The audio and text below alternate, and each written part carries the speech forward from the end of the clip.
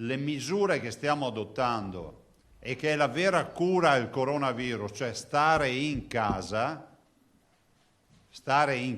poi vi darò 2 o 3 indicazioni anche per i cittadini perché sono subissato di richieste, di indicazioni, di aiuto e è bene che oggi inizi a darle. Stare in casa per tutti quelli che non debbono uscire per lavoro o per finalità che non siano impellenti, come quella di andare a comprarsi le medicine o andare dal medico. Tutto il resto è stare in casa.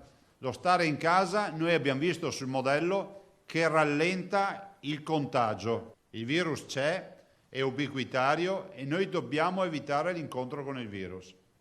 Utilizzando metodi di protezione, adesso continueremo a distribuire mascherine, cercando di approvvigionarci di qualsiasi sistema di protezione di naso e bocca. Guardate, anche se dovete fare la spesa non avete nulla per proteggervi, anche un foulard, un giro di sciarpa è più che sufficiente piuttosto che andare senza nulla. Lavarsi spesso le mani vuol dire ossessivamente, fatelo, dopo queste ossessioni ce le toglieremo quando sarà passato tutto. Cosa vuol dire ossessivamente? Vuol dire spesso e per non meno di 20 secondi, così, così, così e così. Il virus si annida nelle mani e se ci mettiamo le mani in bocca poi, negli occhi o nel naso, ci infettiamo. Se andate a fare la spesa, utilizzate i guanti di lattice che si trovano,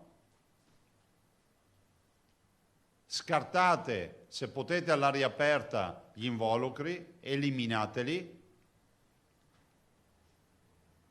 e pulite con una soluzione disinfettante tutto quello che vi resta in casa.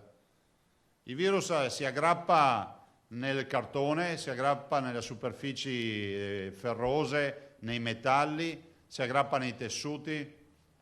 Se arrivate in casa e dovete sbattere un maglione, si sbatte fuori all'aria aperta. Arieggiate il più possibile i locali, perché se il virus trova un ambiente confinato dove non si ricambia aria, il virus è lì.